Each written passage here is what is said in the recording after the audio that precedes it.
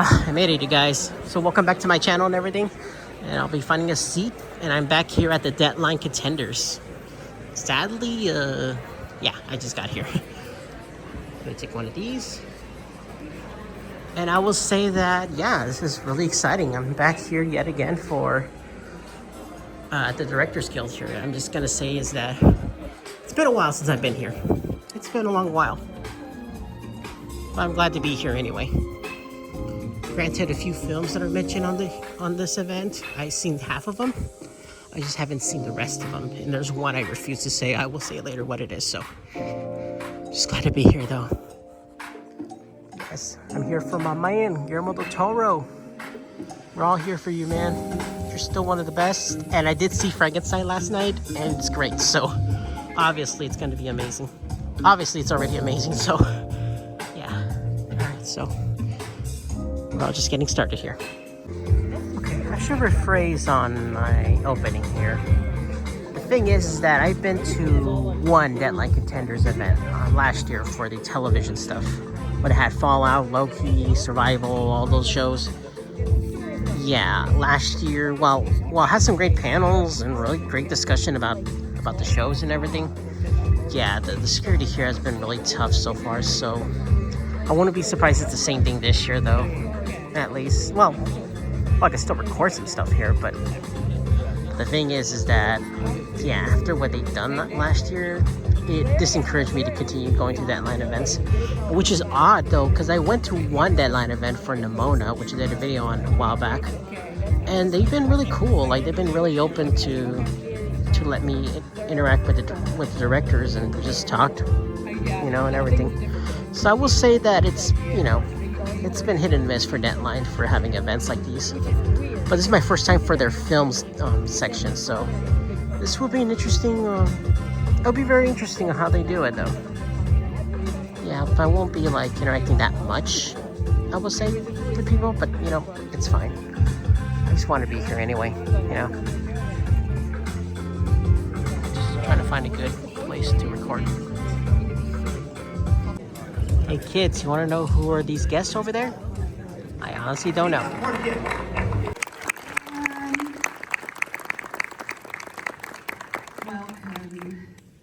Welcome back to Deadline's Contenders Film LA. If you've never been here before, you're about to find out why we got you out of bed so early on a Saturday. It's going to be worth it, trust me.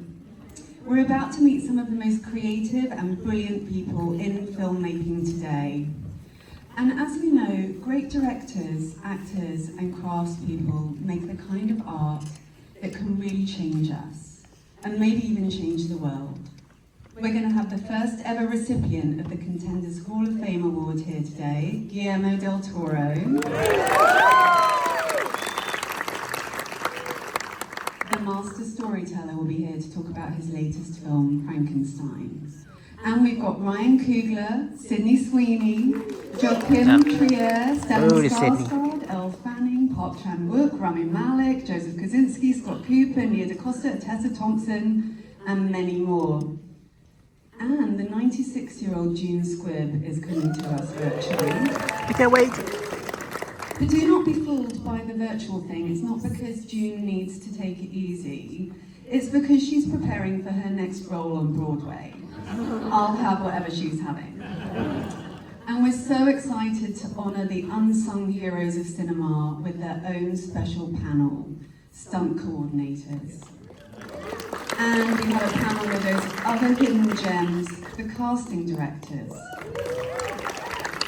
And we have some raffle prizes, so hang on to your tickets, but more on that later. And now I'm going to jump right into our first panel. I'm so excited about this film. Nope, she's here. From Black Bear, we have Christy, moderated by me. Christy is directed by David Michaud, and it follows the true story of champion boxer Christy Martin, set in the 1990s.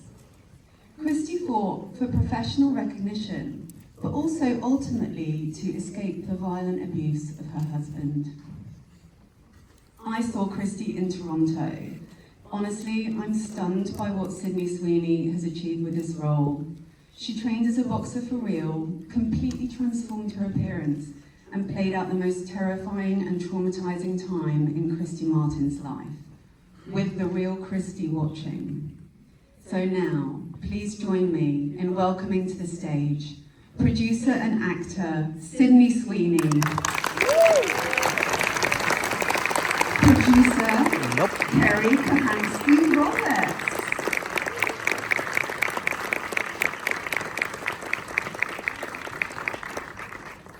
Before we start talking about Christy, we're going to roll a clip.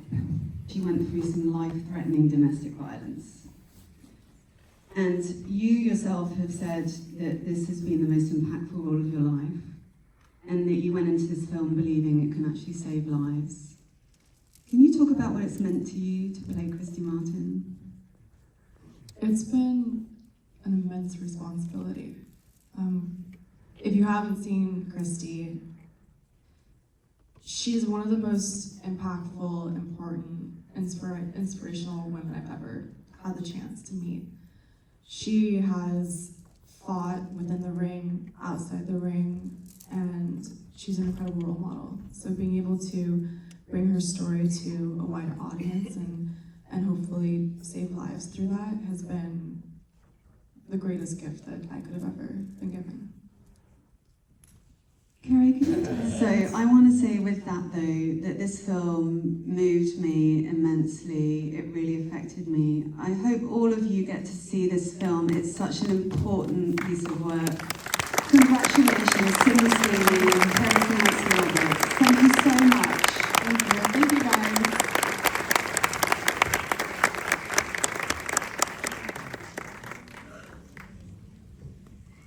There, thanks for coming out in the rain. Wow, good crowd. I'm really excited. How many have seen Sentimental Value already? Oh, Not good. yet, That's good, though, but I will. It just opened last weekend and got one of the highest per-screen averages of the year, which is very heartening because this is a movie that deserves it. So I'm going to bring out, boy, this is very cool because we have the four stars of the film as well as the writer-director and coming out first, she plays Agnes Borg Peterson in this, Inga Ibstadter Lilleans.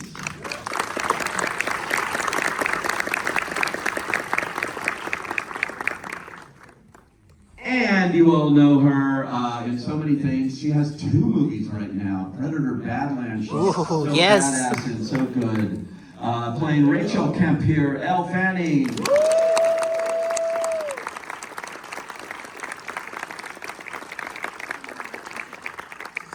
A veteran actor, one of the greats in this business, an international star. He plays Gustav Borg. Please welcome Stellan Skarsgård.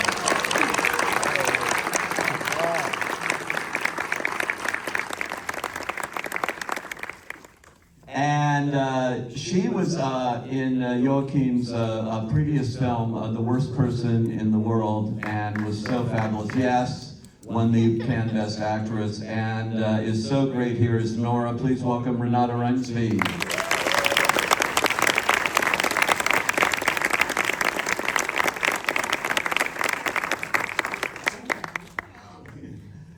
And he has done so many fine films in the past, and this may be his finest. The writer-director Joachim Trier. Nice.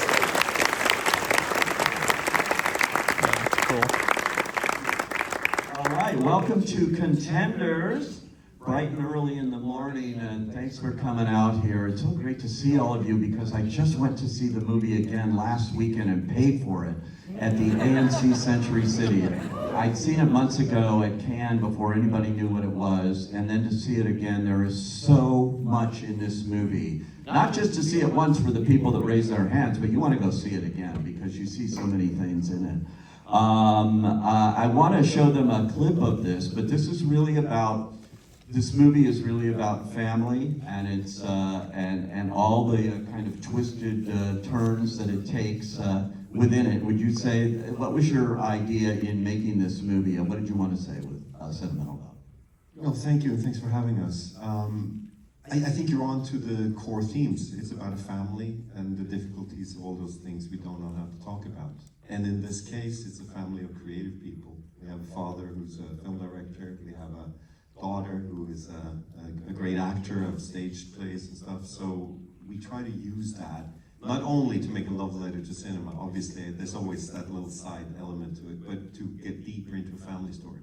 Yeah. And there's one other thing, you'll see it a bit in the clip here, but I don't think we have the shot of the outside of it, but the house is so key here. The production design is just wonderful, and that other chair I wanted the house here today. But we couldn't fit it into that chair, so they said, forget it, Pete. But anyway, if ever I've seen a movie where the production design is a star as well, it's this one. So without further ado, let's take a look at the official entry for the Academy Awards from Norway, Sentimental Value.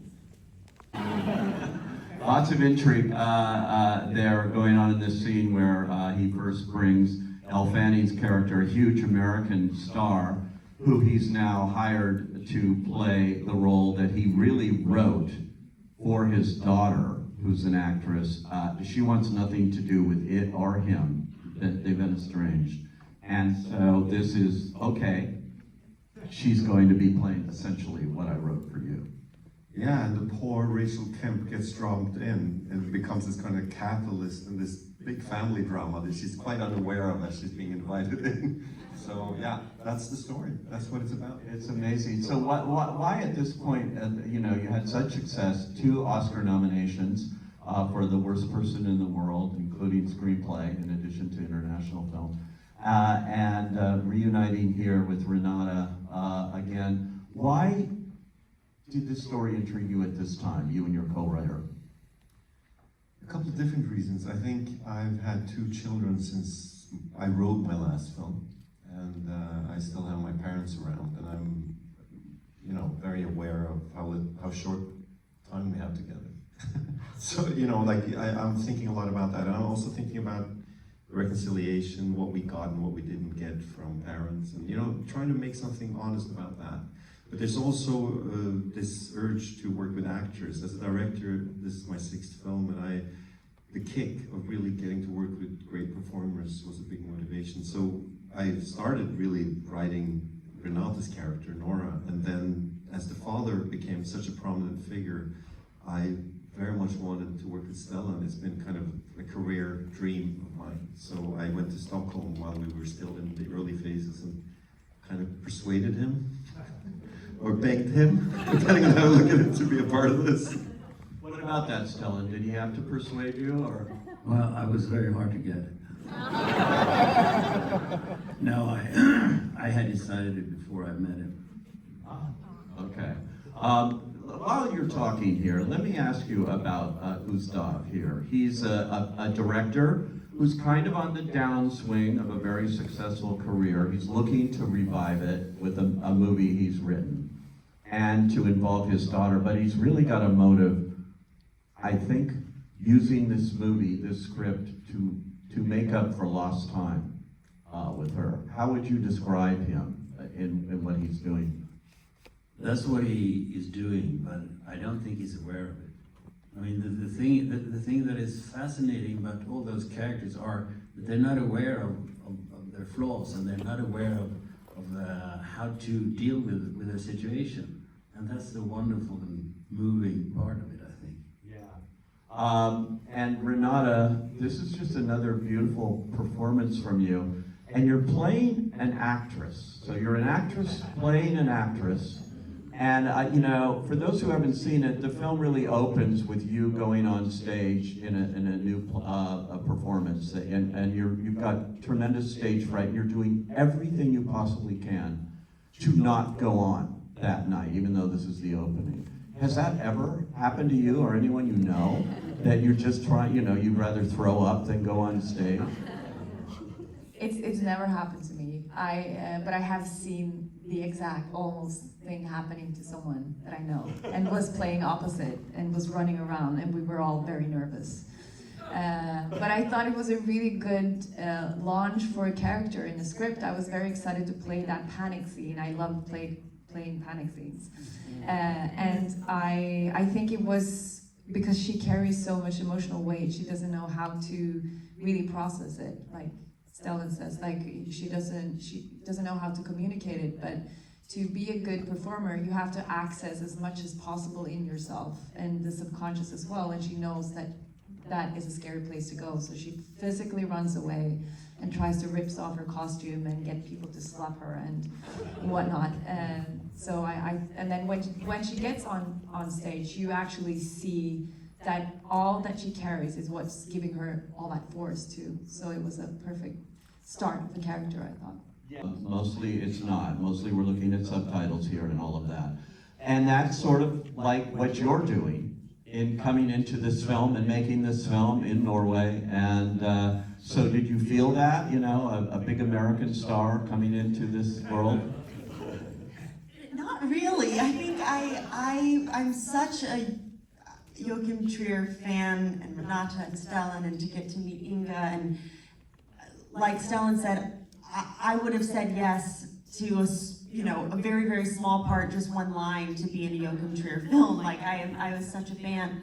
And so for me, I didn't feel, even though I'm playing the outsider, I certainly didn't feel like an outsider. I was very much included, and we had a great rehearsal process, which is very important to Joachim. That's on one of our first Zoom calls. That was something he said to me. It's like, please come to Oslo. This is how I work. We have rehearsals together in the house, in the space, with everyone one-on-one, and really not over-analyzing anything, but like Inga was saying, it's a very personal story to all of us, because Joachim allows us to share our own experiences with each other, and he films the rehearsals, and then after that, he kind of shapes the character to you, or cuts lines out that he doesn't need to be said, and kind of lives in those silences. And so the film is so emotional, and I think it's because we all felt that way. We all felt very raw and open, and it was an incredible set and experience, and really the best experience I've ever had.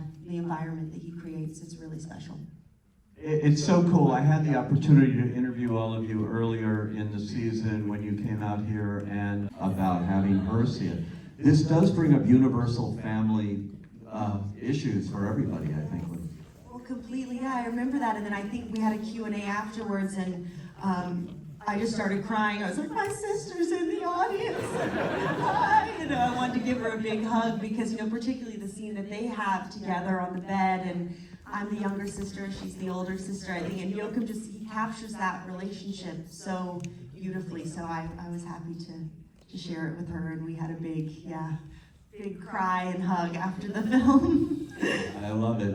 Before we go, where you should see it, thank you all for joining us here on Contender.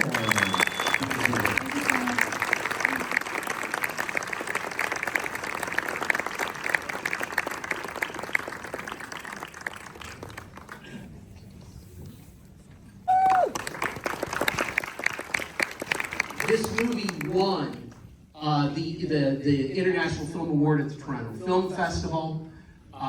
It comes out Christmas from Neon. Let's take a look. He's a SAG-nominated actor for Squid Game, and he's up for Gotham Award lead performance nomination for this film as Mansu, Mr. E. Young Hun.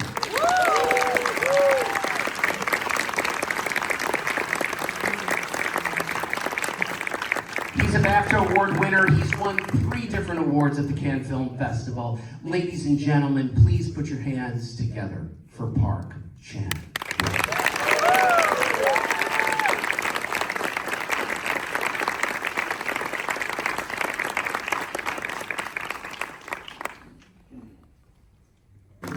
Neon's No Other Choice. I'll definitely check it out, you guys.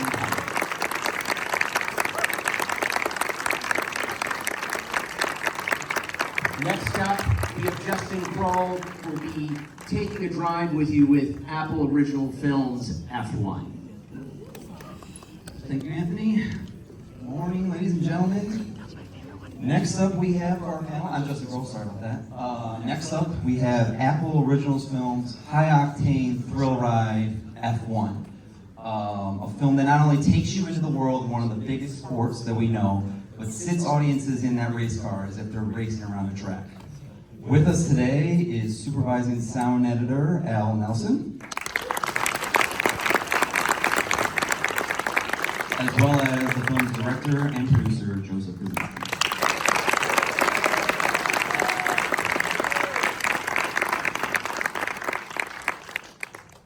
Before we get into questions, let's throw up a clip. I actually had a friend who was in Vegas when he was shooting that, and he calls me the next minute. He's like, "You know anything they're shooting? Because I was trying to get to bed last night at like 2 in the morning, and there was suddenly this race car going on." And I was just like, "I don't know. I think it's F1." Deja vu for us, Joe. I feel like we were here 3 years ago talking about another thrill ride with Top Gun. Top Now you're Gun, jumping yeah. into another one. It's great to be back. Before we get into how you guys collaborated, I gotta ask, like, it can't be a coincidence that you, Aaron, Jerry, come together again for this film.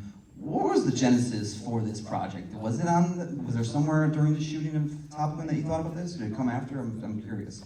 I mean, I always wanted to make a racing film. You know, I grew up loving films like Grand Prix and Le Mans, and was always told that racing movies don't work.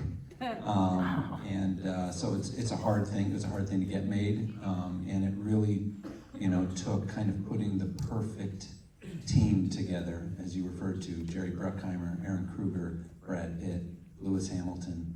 I kind of created an undeniable team for this because I knew getting it made would be difficult, but Apple, you know, was an incredible partner on this. We teamed with Formula One. We embedded in the real races, as your friend noticed. We shot, you know, the last 2 Las Vegas Grand Prix we were shooting at, as well as 9 or 10 other races around the world, all in an effort to just create the most authentic racing movie ever, but also just tell a real, relatable human story about teamwork and redemption and purpose.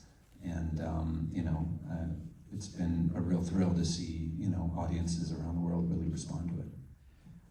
Mr. Cruise will probably come knocking for another Top Gun movie one of these days. But no, was that beach in Baja the last time we see Sonny Hayes, or can we potentially see him one more time around the track? Listen, I personally, you know, would love to see what other adventures, you know, Sonny Hayes has in his future. I'd love to see what's happened with the Apex GP team and Joshua Pierce and see how his career goes. So, you know, I would love to be able to tell another chapter in that story, and it's something we've just started, you know, kind of dreaming about, and it's fun to be in this stage of imagining what that might be. Absolutely. Well, last question actually. Could Pete Mitchell get in this car, and would he actually be a good F1 teammate, or would he be a little bit too much of a maverick? You know, I've actually seen Tom drive an F1 car before. I knew it, of A course. couple years ago, Red Bull lent him a car up at Willow Springs, and as I remember it, Tom was just a few miles per hour slower than the professional F1 driver that was there that day. Tom even went off the track and knew to pull the hand clutch and keep the car running and pulled it back on. So, yeah, I don't know if it's Pete Mitchell. I think the character was Cole Trickle, is what you're thinking of. Yeah, no. Listen, I've been very lucky to work with you know, both of them, and they're both ultimate professionals and very good at what they do. And yeah, it'd be great to see them, you know, go head to head at some point. On Sonny's next rival, maybe. Ladies and gentlemen, Joe, Al, F1. Thank you so much. Thank you. Next up, we have Amazon MGM Studios After the Hunt panel with Antonio. Photographer Malik Hassan Saeed. And casting director Jessica Renee.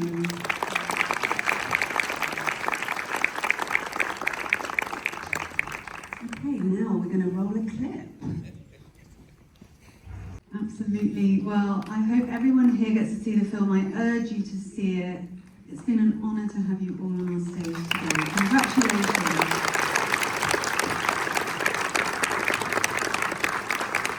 Ooh, the stunts. And now we're going to have Anthony D'Alessandro with the panel of stunt coordinators. Tell me why. Okay, so this is Deadline's first stunt coordinator panel at Contenders. Since 2007, the SAG Awards have had their own stunt ensemble award for motion pictures, but the Academy is finally catching up and will include a new Oscar category for achievement in stunt design, beginning with the 100th Academy Awards for movies released in 2027. There's more than 100 stunt professionals who are members of the Academy's production and technology branch. Let's welcome to the stage the following stunt coordinators who have some films in the mix this season. He's worked on such films as Fast X, Fast 9, Black Panther Wakanda Forever. He's a stunt coordinator for Sinners, and he's also a stunt performer for One Battle After Another. Andy Gill.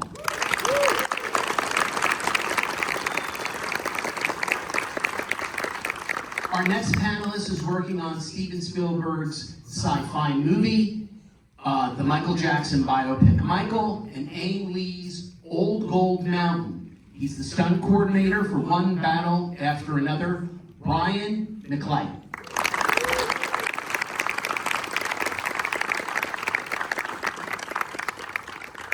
Thank you, gentlemen. I'm glad they're doing this. Next up, Antonia's coming back to talk about Eleanor the Great. Nice. I have to keep talking. I have to keep walking and talking. Walking and talking and walking and talking. Hey. I have to keep talking. Oh gosh, I'm so not allowed to do improv now. I'm getting in very big trouble.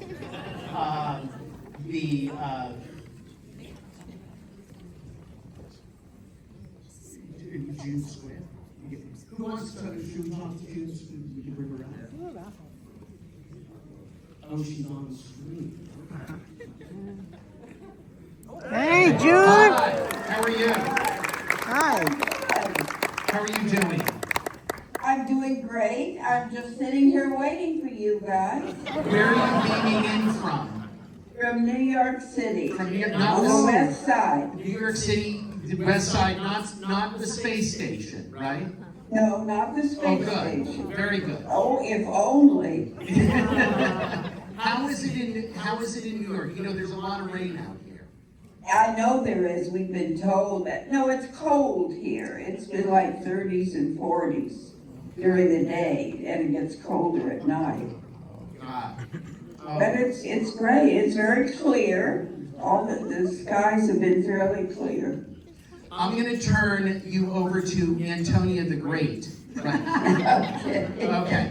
Thank you so much, ladies and gentlemen. Thank you. And Antonia.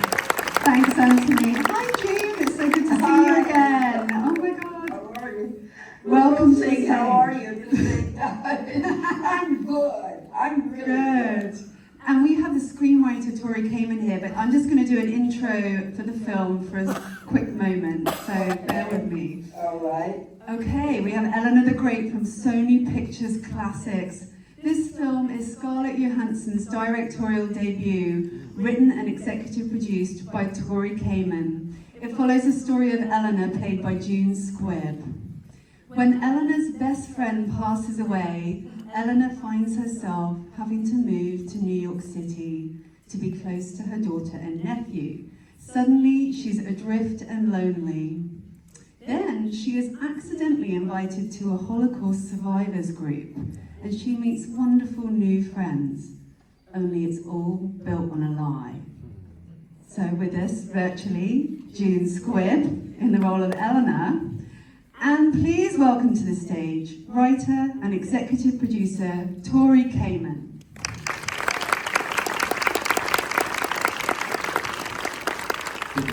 So I fall off the stage on this one. Oh, no. Has Jude was adorable. anybody, how many people have seen Blue Moon? I heard of I'm it so much. happy because everyone needs to see this. It is an extraordinary movie from the great Richard Linklater in a new I love Richard collaboration with a frequent star of his, Ethan Hawke. And guess what? I got both of them here, so please welcome director Richard Linklater. Big fan. Big fan.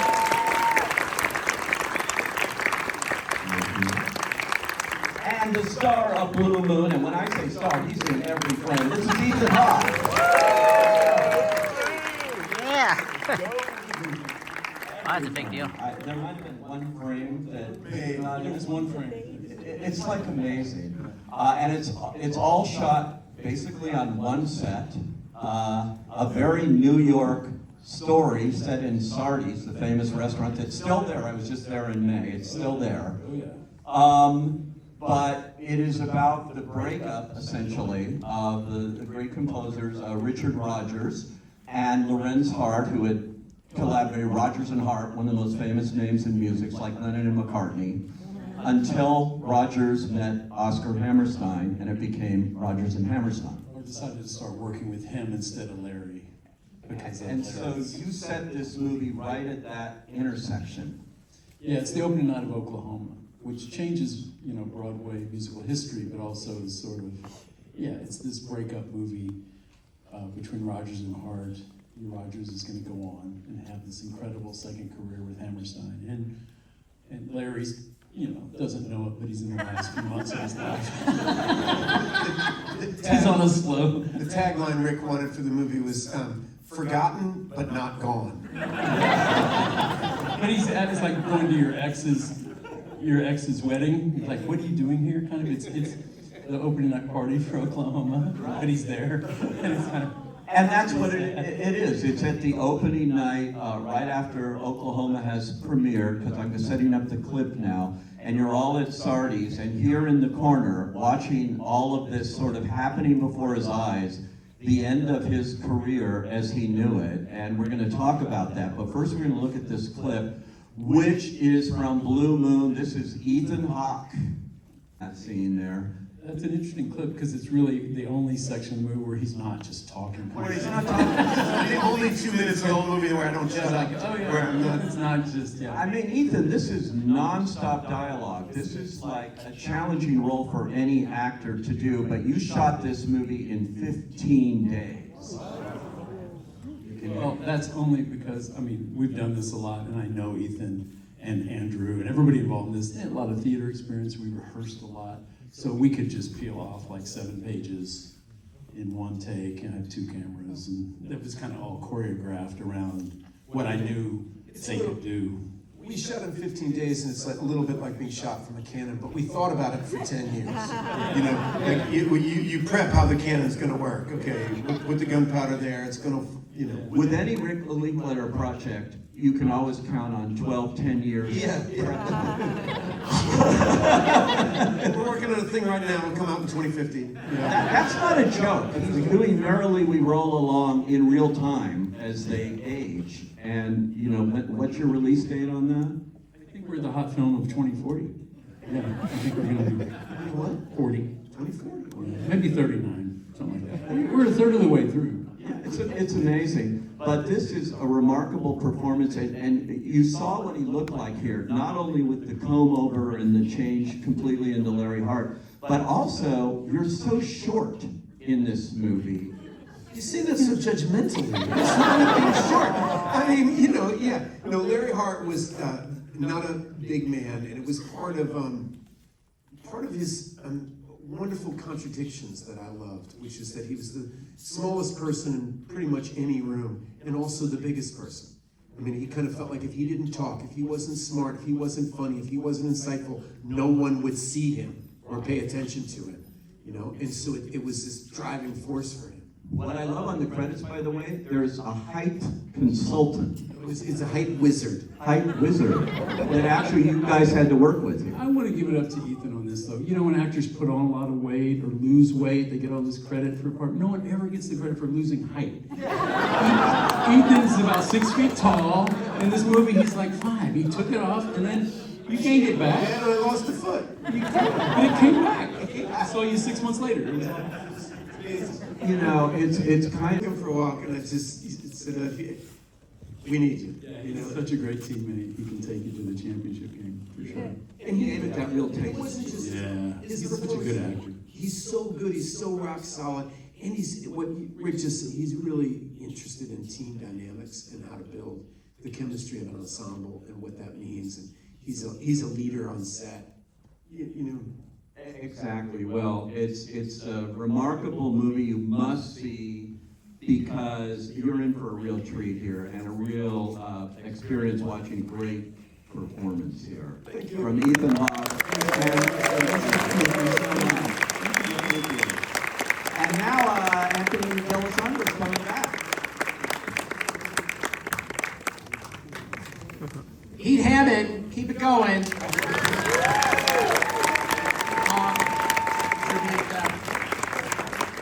During this time, he forges a disturbing bond with Hermann Göring, the high-ranking Third Reich leader, played by Russell Crowe. The movie received 5 stars with audiences on Post-Track last weekend, it had a standing ovation at the Toronto International Film Festival, and it's currently in theaters. Let's take a look at Nuremberg. Let's welcome to the stage the writer, director, and producer of Nuremberg. He was a WGA nominee for the movie Zodiac. He's written the last 2 Scream movies, and he directed the Dan Rather 60-minute newsroom feature drama Truth, starring Robert Redford and Kate Blanchett. Ladies and gentlemen, Mr. James Vanderbilt.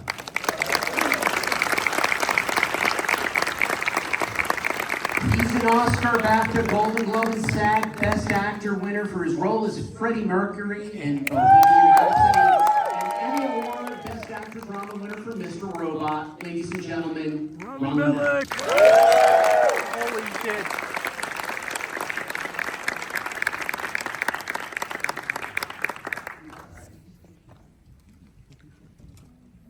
So, James, you've written a lot of horror films. Yes. Very good ones. Thank you. What brought you to Nuremberg? I understand the author, Jack L. High, started faxing you pages from while he was writing his own book. Yeah, no, he actually sent me the book proposal first too, which was about 5 or 6 pages long, and it was the story of Kelly and Göring, and it was the quickest I said yes to anything in my life. I just found that relationship so compelling, and it was a story I thought I knew a lot about in terms of the Nuremberg trials, but it turned out I knew very little about. Why did it take so long to make? Well, first thing, I know that you went beyond the book in terms of deep diving into the other characters. I did. I love doing research. It's sort of the place where I feel really comfortable and I get my confidence as a filmmaker. And so the first thing I did once I optioned, because I used my own money to option Jack's book, was dove into all of the research of the period of the time, which is really well documented. And one of the first things I learned about was the story of Robert Jackson, who was the Supreme Court Justice Michael Shannon plays in the film, and how hard he worked to make the trials happen. I always sort of thought they were a foregone conclusion. Obviously we would put the Nazis on trial, but there was an enormous amount of resistance to it. The US Army didn't want to do it, a lot of other people didn't want to do it, and Jackson was the one who convinced them to do it, and then flew to Nuremberg, took a leave of absence from the Supreme Court, and became the chief US prosecutor, and that wasn't in Jack's book. And so I had a moment where I was like, at first I thought my movie was over here, just with Kelly and Göring in the cell, but it's also over here in the courtroom with Jackson. But something that audiences are asking, is it all true? For example, in regards to Leo's character. Yes, Leo's character, it's so funny. Someone was like, I remember it was like, oh, and that character you made up, Leo Woodall's, I was like, we didn't make him up. Howie Trias was an amazing, wonderful guy. I didn't tell you this, I got an email from a friend of mine who took a friend of his to see it, who knew Howie. And was like, it's loved the I don't want to get high on our own supply, but loved Leo's performance in it so much, and he said, I only wish my friend lived long enough to see it. So it was just, so that character is absolutely true, and it sort of had to include him as well, because the truth is almost stranger than fiction. It's such an incredible story.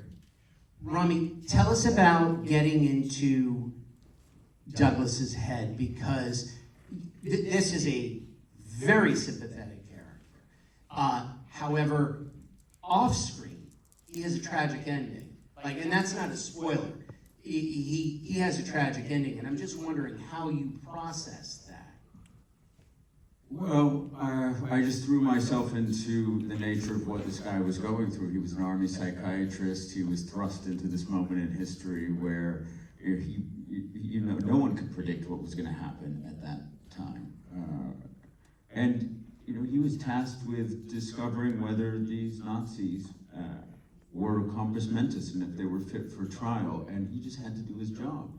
And when you're going against one of the most charming, charismatic people you could come across in Hermann Goering, who happened to be the second in command to Adolf Hitler, played by, so elegantly and masterfully by Russell Crowe, you have to come in there with a sense of charm and a sense of being as engaging and smart, and I think being able to play that psychological chess match well enough to be in the room, pulling that off with all, not just him, but 21 other Nazis as well.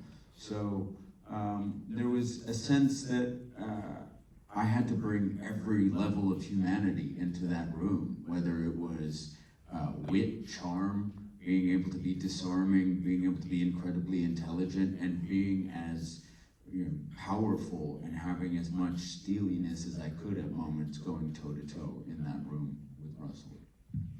Tell us So very, very excited about those, and I'm just starting to write my next thing to direct for Paramount, which I've been told under pain of death I'm not allowed to talk about. But I'm very excited about it. Sounds fantastic. So, Rami, I was at the New York Comic-Con Mr. Robot reunion. It sounds like there's not going to be any more Mr. Robot. No. Do you think is there a possibility, even a spin-off? No. Sam and I just talked about working together again, but that's it. No, there's no more Mr. Robot. It lives in its own time. This is another director. I love Mr. Robot. Well, and I love our relationship. It's been such a pleasure working with James. It's a gift when you have a writer who's a director who has the vision. You never have to really question anything because there's just no confusion as to where things are coming from or disseminating. And you did it so elegantly and eloquently with all of us. I mean, when you sit there and watch what a director's tasked with, especially when you want to honor this moment, it was just handled so perfectly by you day in and day out. And so this is me saying, I'd like to work with you again. Ladies and gentlemen, James Vanderbilt. Rami Malek. We still have 3 minutes. This is how it would go. Like, there's still film in the can. Okay, then. You want one more? Okay, then here's a hot take. One more. Well, everybody always says when I tell actors, if you need another take or you ask for another take, you better do something different. No. We're good. Sony Pictures Classics, Nuremberg. Thank you all.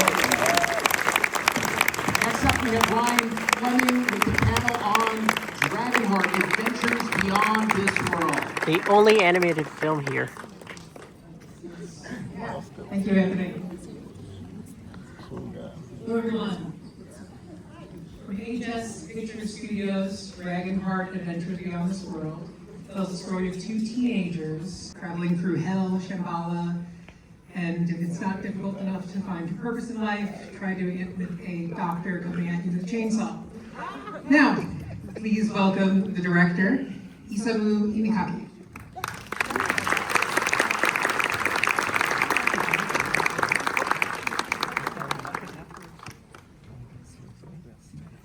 Before we get started, let's see a clip.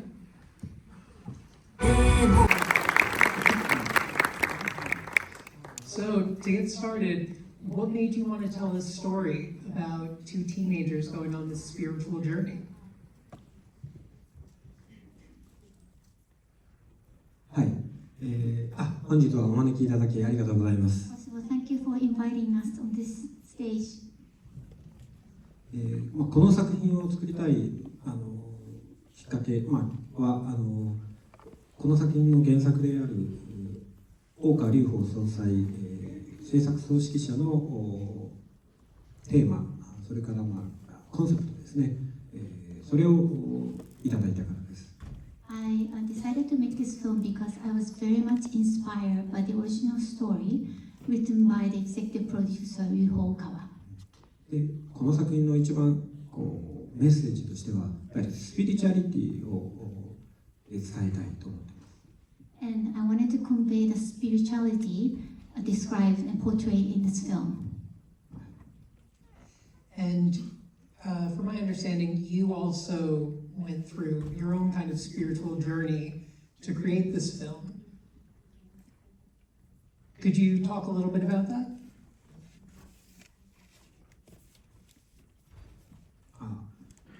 そうですね。たくさんのそういうスピリチュアルな体験はあるんですけれども、I had many spiritual experiences myself.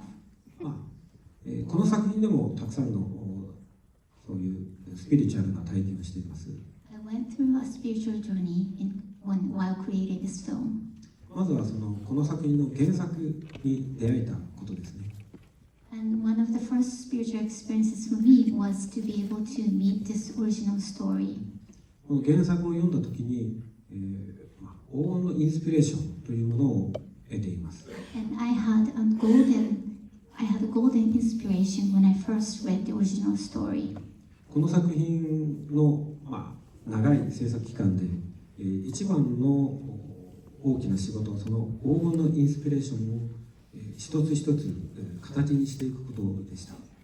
And my biggest job for creating this film was to portray this golden image that I had when I first read the original story.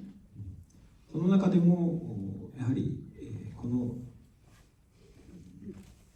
の作品に込められたたくさんのですね、霊的な現象というものを初めて知って、私そのものが感動というかそういう霊的なものを体験しています。And I was very moved and touched by the spiritual phenomena I experienced while creating this film. 自分の心を見つめることによって地獄を体験したり、I looked within my mind and I actually saw hell in my mind. 光の世界を見る瞑想やそういう体験をすることによって光の世界、神々の世界を描くチャレンジをしました。And I also had to experience the world of light in order to portray the world of gods. 私が体験したそういう霊的な体験、その恍惚感というのをこの作品で皆さんにも体験できるように頑張りました。And I really hope that people who watch this film will be able to experience this deep happiness, a feeling of euphoria when they watch this film. 心の目覚め、それからそうですね、皆さんも霊的な体験、イニシエーションを感じることができる作品になっていると思っています。And that they will be able to go through this spiritual awakening.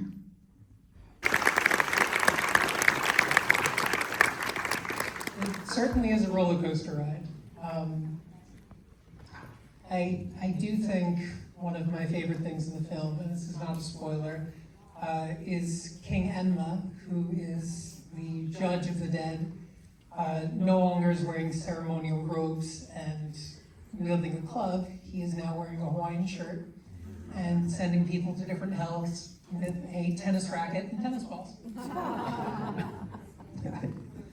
I gotta know how you came up with that. このアイデアは原作者の劉邦大川総裁のアイデアです。This idea was actually given by the writer of the original story and executive producer Ryu Okawa. 私も For joining us at Contenders. Everybody, Dragonheart, Adventures Beyond the World.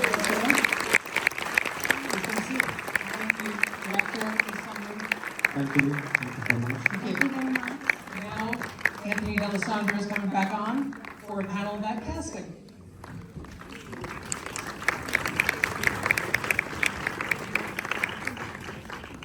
Oscar season, casting directors are finally getting their Oscar. After a decades-long effort to establish a competitive Oscar for casting directors, it's finally paying off, and starting with the 2026 ceremony with films that were released this year. This is the first new category added to the Oscars since Best Animated Feature was created in 2001. total Oscar categories now move up to about 24. And the casting directors branch was first created in July of 2013. Currently, there's around 160 members. In recognition of this, we're launching our first casting directors panel here at Deadline Contenders. So let's welcome some of the casting directors in the mix this season. For Netflix's Wake Up Dead Man and Knives Out Mystery, Mary Vernew and Brett Hack. I'll be seeing it on Monday, by the way.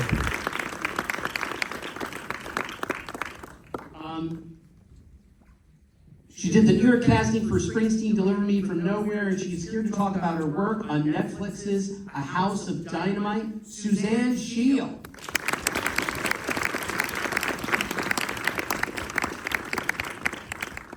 Her credits this season include Hamnet and Netflix's Jay Kelly, casting director Nina Gold.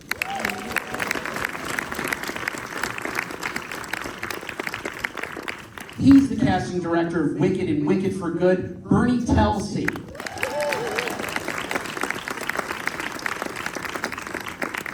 And this season, she has Warner Brothers Sinners and 20th Century Studios' Springsteen Deliver Me From Nowhere, and Ella McKay, ladies and gentlemen, Francine Maisler.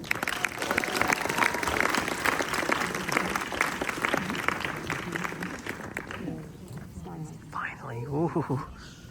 Really good one. Is my boss, Mike Fleming, with a panel on Warner Brothers Sinners. Warner Bros. Go!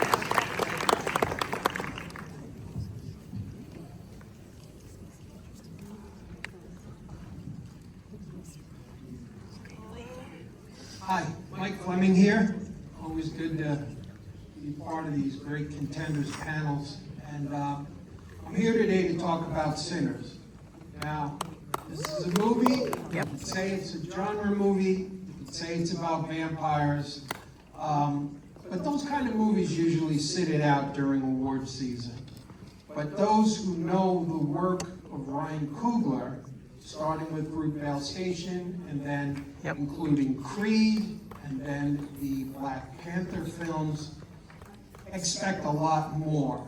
And they're not going to be surprised that this one has legs and is right smack in the center of award season. So please welcome Ryan Coogler, who wrote, directed,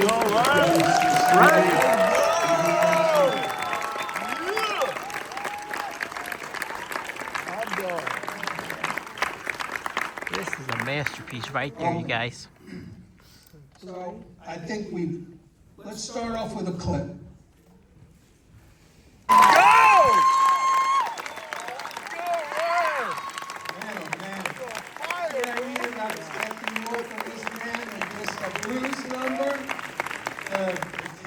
To all those different cultures, I sat there and I was like, I'd never seen anything like this before.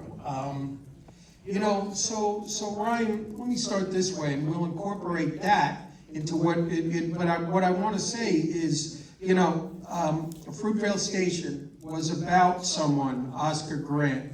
Creed was a spin-off. Black Panther, that was a Marvel character. You broke pieces of yourself to make a universal connection with an audience, and I love you for it forever. But this was the first one that you created really out of whole cloth.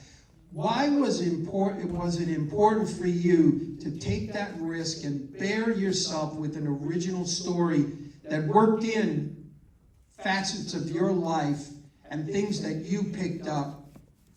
Tell us why now.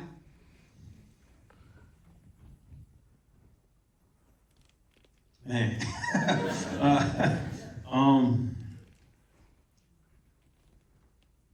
I think it was,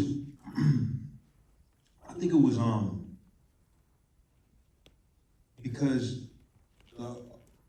truly, like the global film going audience had given so much to me. I feel so blessed that you know, at my age, each film that I've ever written and directed has been released theatrically, has been released at some level of internationally, and I don't take that for granted, because sitting in the theater was where I fell in love with movies. This art form has changed my life, it's changed my family's lives. It's enabled me to travel the world. I'm jet lagged right now because I just came back from Europe, talking about the film.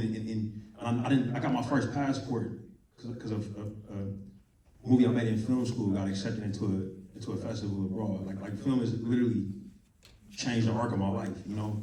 And I looked up, and we were going through two really intense labor disputes, the SAG strike, the Writers Guild strike. I'm a member of the Writers Guild. There was a lot of anxiety about the business, whether the business was going to go away or not, due to changing viewing habits. And I realized, man, like if the movie stopped, I would have never done something that was truly, totally me, and that made me sad, you know. So it was really like something where I didn't want to be chicken shit, you know what I'm saying? I didn't want to have hid behind all these different franchises and other things and not ever really truly show, like, you know, all of myself in a cinematic context. You know, I grew up loving weird movies, you know, horror cinema and literature. I hadn't made anything in that space, and I feel like I hadn't made enough moments that were surprising. You know what I mean?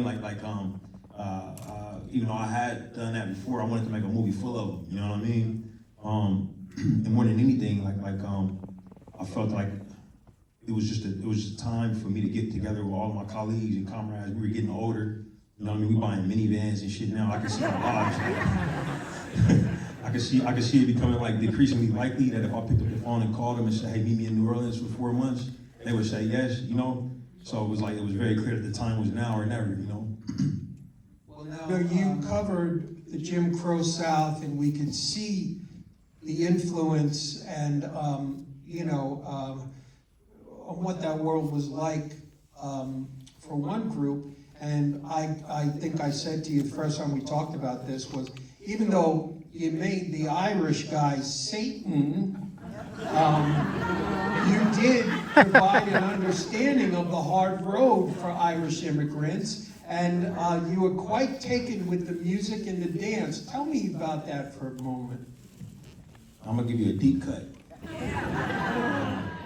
It was a There's deep cut. Disney Channel movie called The Luck of the Irish. Oh my God. Oh my God.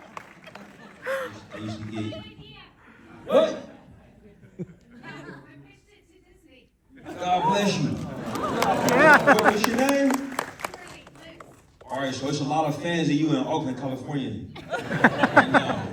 We used to watch that movie like crazy. But that was our first introduction to some of the similarities in Irish folk music to basically our music. And the obsession with the movements. It's a small Irish community in the Bay. And we would talk about it. That movie was like a kind of a touch point for us to jump off of, crazy enough.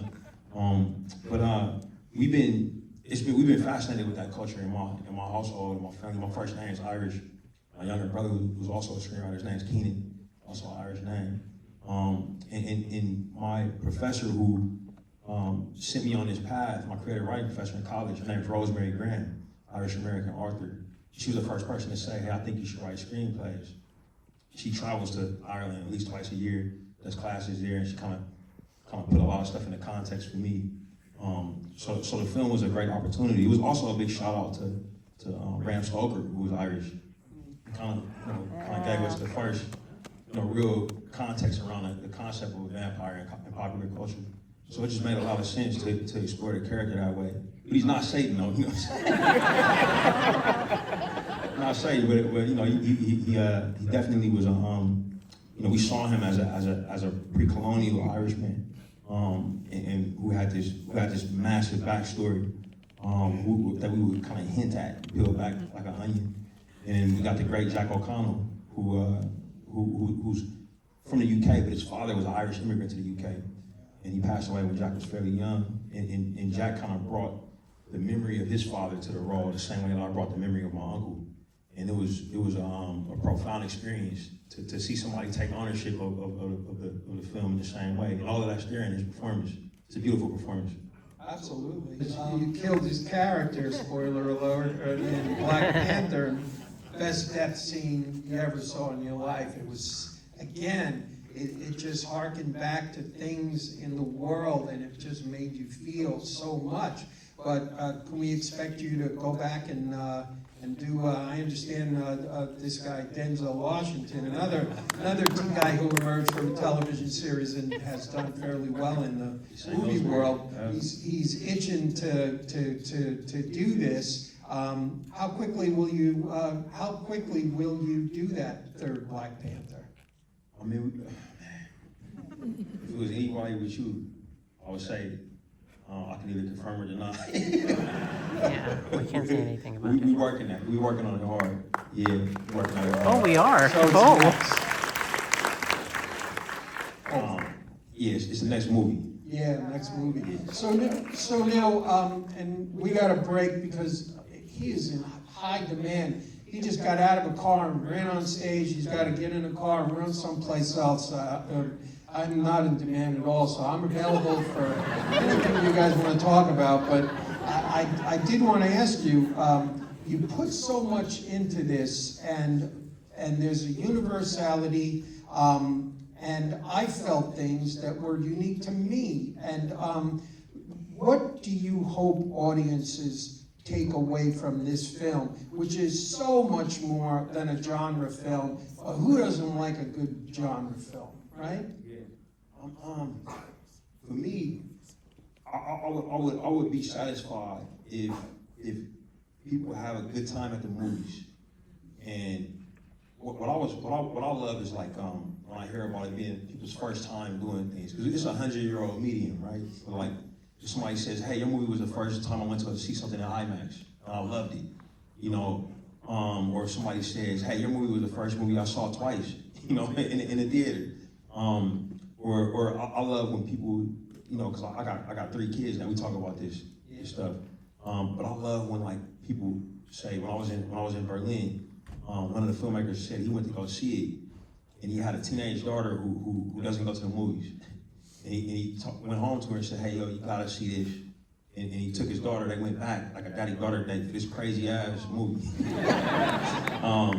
and she loved it. And then she took her friends, you know. So for me, like a good time at the movies is enough. And if it can evangelize anybody, you know, like in terms of the type of the way they went to go see it, or the experience that they had, that for me is the biggest gift. That's the biggest gift a filmmaker can have, you know, in my opinion. And it seems like this movie is doing that for us. Wow, so it's like a church with concessions and popcorn. Exactly, the church of cinema, yeah. Well, man, listen, I really appreciate you being so generous and making time for us here. And I got to turn this over to my colleague Antonia, and she's got a raffle for appetizer, and then there's food, so I guess a shout out to Chef Boyardee or something. But yes, I prefer that. Ron, you know how much you mean to me and how your films have touched me in ways we don't have to get into here. But you keep doing what you're doing. You're one of a kind. Thank you, sir.